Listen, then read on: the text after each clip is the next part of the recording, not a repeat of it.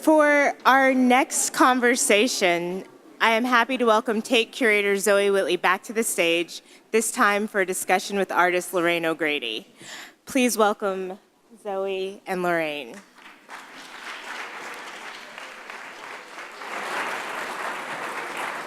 Thank you, Lauren, and thank you, everyone. We've now reached the penultimate event of the day. So whereas the group artist panel discussions have now finished, we will end the day with 2 sessions that focus on individual artist practices. But I very, very briefly, momentarily, need to take a moment because when Mark and I at the beginning were talking about how with this exhibition it begins and ends with artists, there's a slight caveat to that. And in the acknowledgements for the exhibition catalog, we also mention the people who lived with this exhibition just as closely as we did, and that happened to be our partners and our children.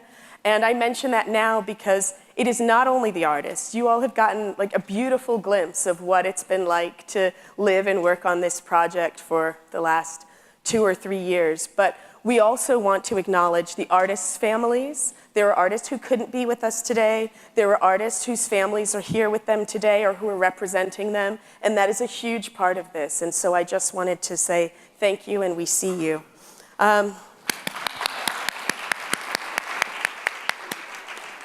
So now, without further ado, I wanted to open with a quote because one of the artists who wasn't able to be here today is Howardina Pindell. And in 1990, if I'm just to quote a little excerpt, she spoke of, or wrote of rather, in the New Art Examiner, omission and exclusion, patrician and subtle, odorless and tasteless for the practitioner, are blatant and insidious tools of repression. The practice is further propped up by a slippery utilization in the larger national arena of doublespeak and doublethink. Doublespeak and doublethink codes are used in the art world to imply the ability of one group of artists, people of European descent, to produce quality work, and the inability of another group of artists, people who are not of European descent, to produce quality work. The word quality is therefore used as if it was synonymous with skin pigmentation and ancestry, but is stated publicly as signifying an unsullied and courageous colorblind standard. Now, Betty Ann Brown, also in the New Art Examiner, kind of corroborated that quality is a term that has a specific history, linked for centuries with the European concept of aesthetics. It was bound in the 1960s to Clement Greenberg's formalist dictates. The concept of quality, as the exemplar of the elitist canon of the art world, has been used institutionally to exclude women and artists of color, particularly through the machinations of the curatorial process. And it is in this context of hegemony of quality and elusive equality of that doublespeak and doublethink that Mlle Bourgeoise Noire burst on the scene. But she did it 10 years earlier than either of my quotes. She was institutional critique before institutional critique. I'll now give over to Lorraine O'Grady to tell us more in her own words. Thank you. Thank you.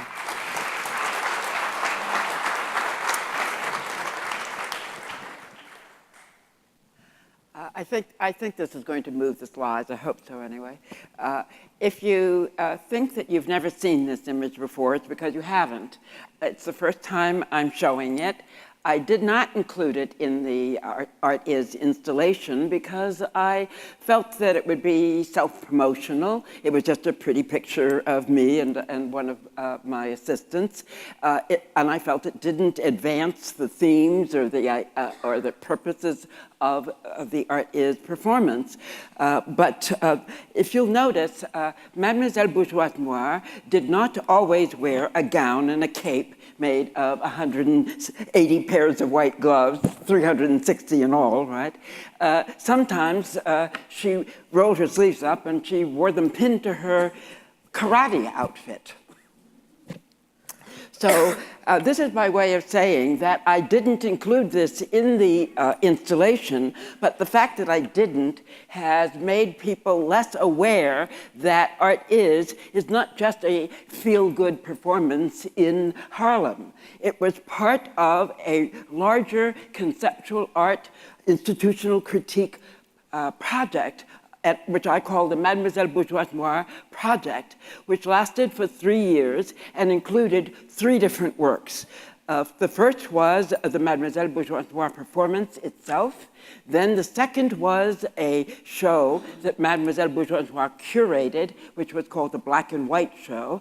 And then the third part of this project was the Art Is performance. The first one, Mlle. Bourgeoise Noire, the performance itself, was just basically shouting out what the situation was. She had encountered a situation that she'd never before experienced, in the sense that she was like 45 years old when she did this performance, and she'd had many other lives and lived in many other worlds, and she had never encountered a world as absolutely segregated as the art world, in the sense that it was not just a social form of segregation, it was an intellectual and cultural form of segregation that was justified, as Zoe has said, with this use of the word quality. But this was concealing a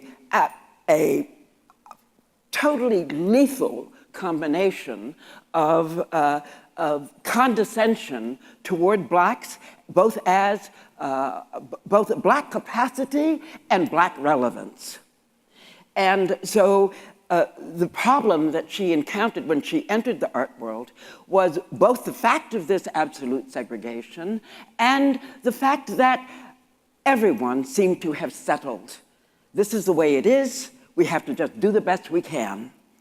And unfortunately, Mlle. Bourgeoise Noire was not about settling. She was about breaking down doors, and perhaps prematurely. But at any rate, because she'd just come from other worlds where there were more objective standards of quality than the standards of quality that she had found here. There were objective tests. There were, either you did a translation accurately or not. There were many things that I had done that had objective measurements, whereas here I was just simply told that I was not relevant. I was not capable of making this work. And that just annoyed me. But I have to say that in order to do this work, I had to strip myself of most of the social conditioning that I had acquired from the various finishing schools that I had been to, first at home, then the Girls' Latin School in Boston, and then Wellesley. These schools were wonderful, but they had not given me the tools that I needed in order to deal with the situation that I was encountering. And so I had to do it myself somehow. I had to get rid of all of this. And I felt that I basically had to adopt a form of aggression that I wanted to promote in some way. And so perhaps I've made mistakes. I think I made many mistakes, and I'm very happy to hear about them from others. But this is what I did at this moment. Now, the project lasted from 1980 to 1983. And it didn't stop because I ran out of things to say. It stopped because in the fall of '83, I had to leave the art world to become the sole caregiver for my mother, who'd been diagnosed with Alzheimer's. And when I say that I made mistakes, I feel that, yes, institutional critique began with the minimalists and the whole argument about what is painting. And then it continued with the site-specific artists, like Robert Smithson and others, about what is art. But in all of the time that I had sort of been looking and thinking, I had not seen any institutional critique that was about racism, but that was anti-racist and pro-feminist. Yes, there were slight hints of it in the work of Adrian Piper, but what I wanted to say was not that. And the same thing is true. Martha Rossler, I think, did some feminist institutional critique, but I knew that mine was not that. So I had to start thinking for myself because I didn't feel that there were role models for me. And so, as I say, I made a lot of mistakes. Anyway, this is, let's see if it'll advance. Will it advance, hopefully? Yes, that's my name. And, okay, so this is the Mlle. Bourgeoise Noire project. I've already explained most of what it's about, well, let me just go back just briefly and say that the Mlle. Bourgeoise Noire was about shouting out against the situation. And in about 1982, I felt, she's not going to do another one of those. Shouting out poems is not the way. So I went for something that I called direct presentation. And so the next piece, which was the black and white show, was to show who the artist should be. And then the third piece, which was the Art Is performance in the Harlem African American Day Parade, was about who should be part of the audience. So there were three different questions being answered here. So Mlle. Bourgeoise Noire shouted out, when she went out, she shouted out poems. And the last line of when she first did the performance at just above Midtown, she shouted out a poem and concluded with the line, "Black art must take more risks." Because she'd been looking around and she had decided that the art was very well-groomed, a little too well-groomed. And some people thought it was against abstract art. It was not against abstract art, it was against careful art. Then okay, that's one thing. So then there was the Art Is performance, which she was absolutely terrified because she could have done this piece in the parade and nobody got it. What would happen then, right? Okay, so that's just the end of the introduction. Mlle. Bourgeoise Noire, this documentation is for the time that she did it at the New Museum. The New Museum put on a personae show called, and it was called Personae, and I called it the 9 White Personae Show. And they put the show on, and then the education department had called me and asked me to do the educational outreach for the school children. And I said, let's talk about it after the opening. So here she is. She is dressed in her gown and cape made of 180 pairs or 360 white gloves. And she's also carrying a bouquet. And the bouquet is white chrysanthemums studded into the knots of a white cat of nine tails made of sailing rope. And the gloves for her were a sign of the internal repression, how we internalize the oppression, and the whip itself was a sign of external oppression. So external oppression and internalized repression. And here she's embodying both. She enters the New Museum in the old venue on 14th Street, part of the New School, in 1981. This is 1981, and she's there with her Master of Ceremonies. She begins to give away the flowers from her bouquet, and she's smiling, she smiles, you know, she gets smile, smile, smile, and she says, "Won't you help me lighten my heavy bouquet?"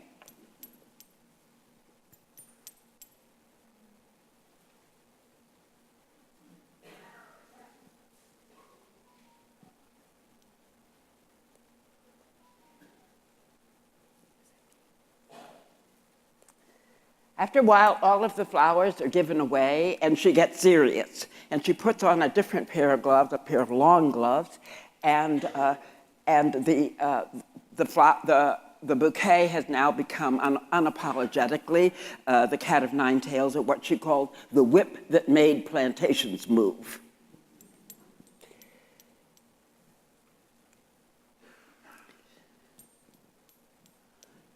And she begins to beat herself with the whip. And she beats herself.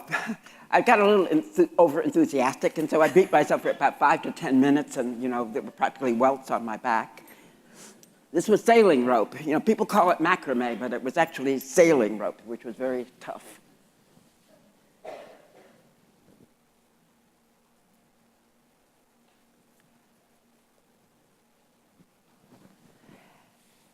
As documentation would have it, the most important moment of this documentation didn't get captured.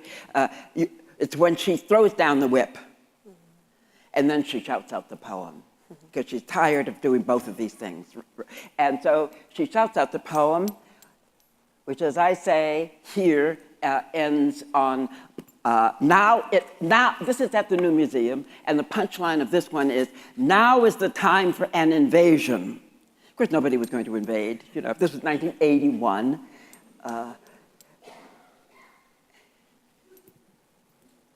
Unfortunately for me and for this performance, Mlle. Bourgeoise Noire, the performance, for about 25 years almost, basically until I put up until the wax show, the wax feminist art show of Connie Butler's, and when I put up my website, until that time, I would say that the performance was captured or imprisoned by this sort of like empty signifier of an image of me shouting, so that anger became the only quality of the performance. And so it wasn't until the full set of images with me smiling and laughing and having a good time, actually, at some moments, that you began to see the complexity of the performance. So she's finished shouting, now she's leaving, and she ends up in a restaurant with her friends. So that's George Mingo and Richard Degussy, and down there's David Hammonds and Jorge Rodriguez. Okay. Huh? She said George Mingo. She said. Okay. She said. So next up is the Black and White show. The Black and White show is something that Mlle. Bourgeoise Noire had been looking for an opportunity to make the next move, and Kencalaba House in New York had a suddenly unexpected opening. And so she did it. She curated the show, and the concept of the show was rather simple. It was 28 artists, 14 black, 14 white, and all of the work in black and white. The first thing was that she commissioned a piece from John Fechner, a mural. He was known at that time for outdoor murals in the Bronx, and she didn't know what he was going to say. And Kencalaba House was on East 2nd Street, which at that time was the open-air heroin market of New York City. So he puts up this mural, Toxic Junkie. Then Adrienne Piper, I got her to do something for me. She didn't want to. She had funk lessons. She had an advertisement that was in black and gold. I said, no, it's got to be in black and white. So she made it in black and white.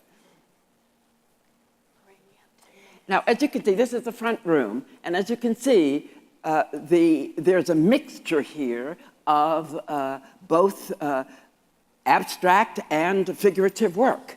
It's not just all one. I'm not advocating for any one particular form of art making, just a certain attitude toward art making.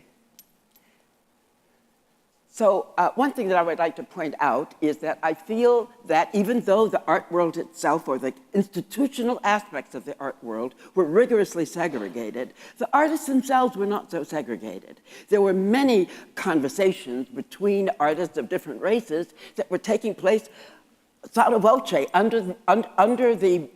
underneath the radar of the official art world. So this is Gerald Jackson, the card party. He's Gerald Jackson is, if anybody knows him, he's a real character, and but he and Keith Haring became friends, and they exchanged many studio visits, and it's sort of like my feeling that there was a direct influence of Gerald Jackson on Keith Haring here. I'll show you what I mean. You see the figure of the radiant child that Keith was rather famous for, the two small figures lower down, and if you look back at Gerald's, you'll see the figure in the lower right. Gerald was older, and this was done, that painting was at least 5 years before Keith Haring's work. I have to say that Keith Haring was one of my, a dear person for me. In fact, he made this show by being the first person to sign on for it. Huh? You've only got 10 minutes. I just thought I would mention. Okay, Yeah. okay, well, therefore, there you go. I don't have time.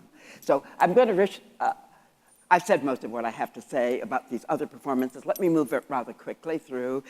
Oh, I just want to say that here is a piece that shows, a room that shows the absolute similarity between black and white artists. And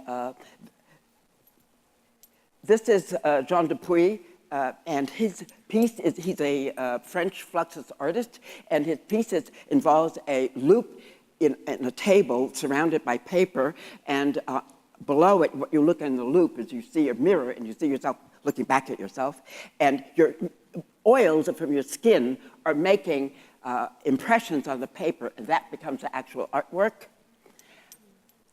And this is Randy Williams, my goodness, thank you, Randy. I felt that this was the piece of the show. This is the memories of his growing up looking at the segregated bathroom facilities, and his later education involving reading William Faulkner, and a quote from William Faulkner, which is, "Between the white man and the land is interposed the figure of the black man." So the white at the top, the black in the middle, and the land is actually a field of razors, of razor blades, and the quote is that little piece of paper that is on the field of razor blades. I thought that piece was spectacular. My friend Stephen Lack, who was white, had been out with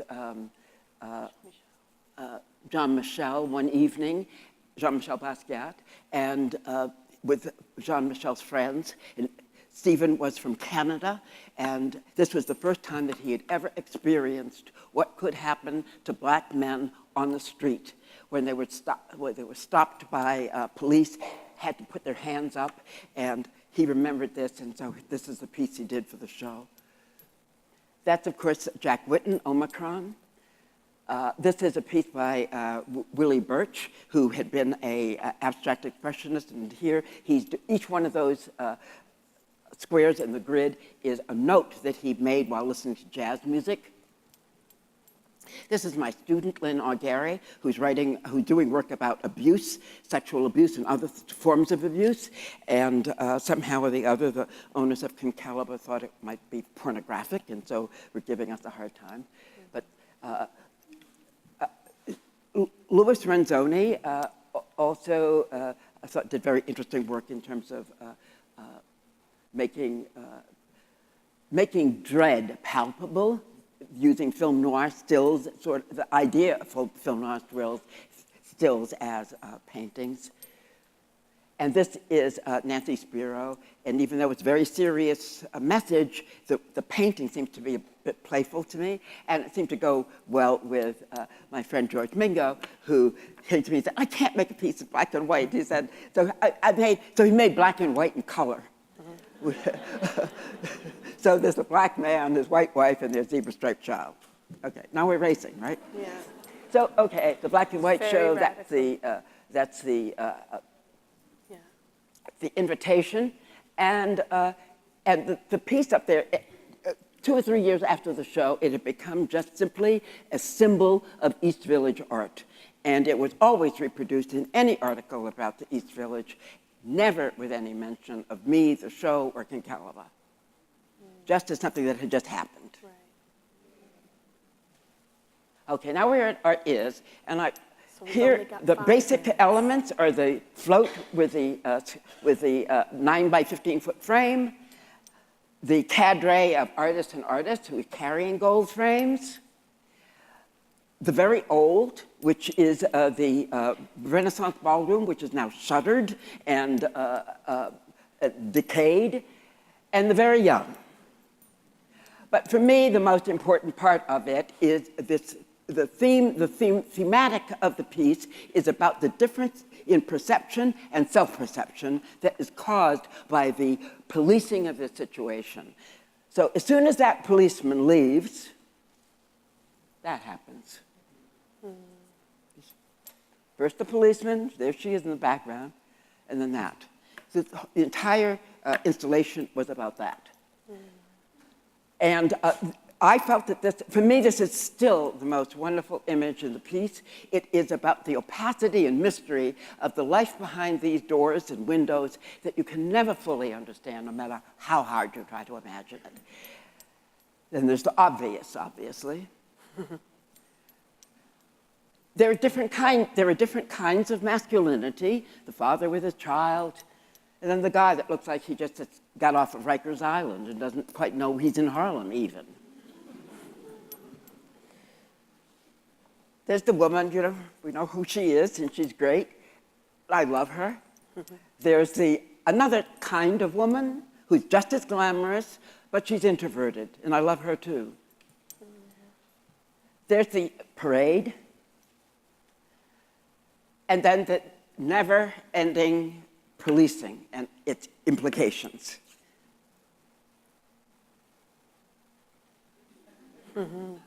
Okay?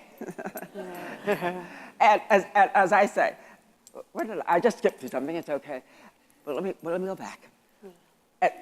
This is another of my favorites, the girl pointing her finger. I never know whether she's with me or against me, right? But anyway, she's pointing. And so I said, well, who's she pointing at? And she's pointing at me. Okay, that's it. Lorraine, Sorry, that was phenomenal. No, it was...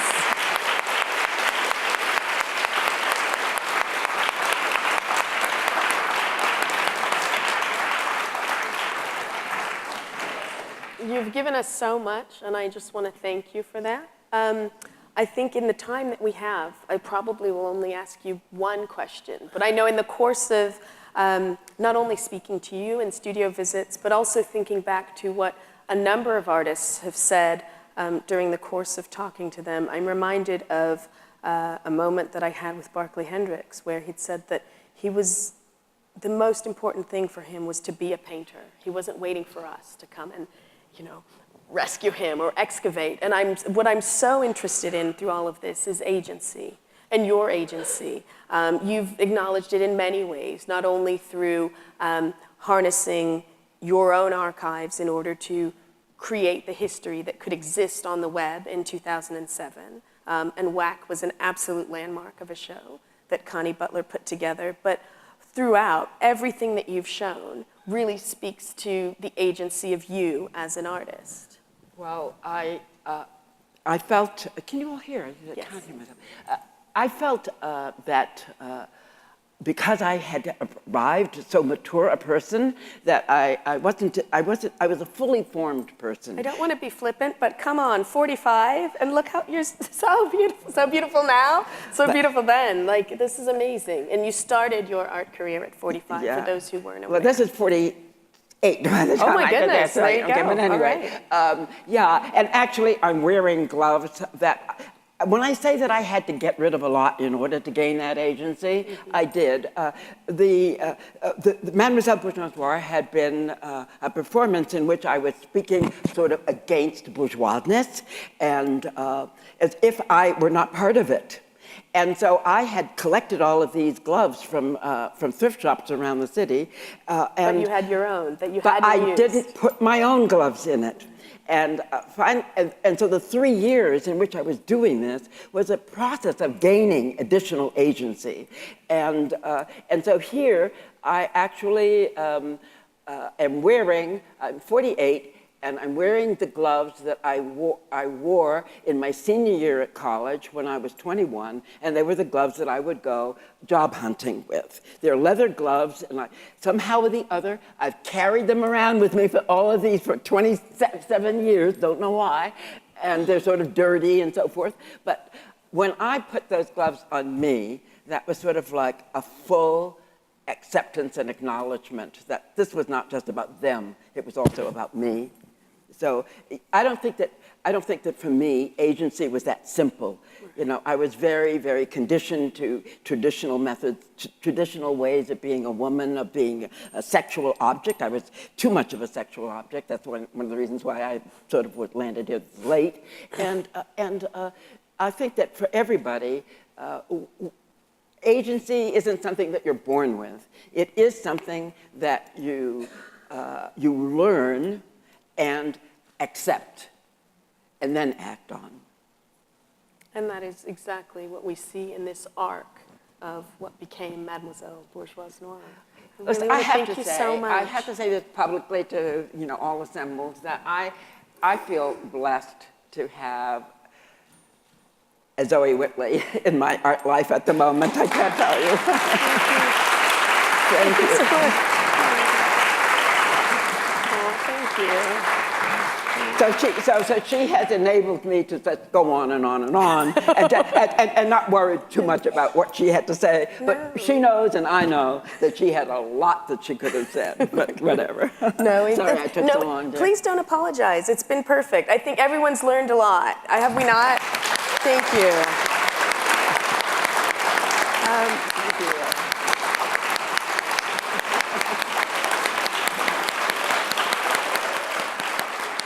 You've been amazing.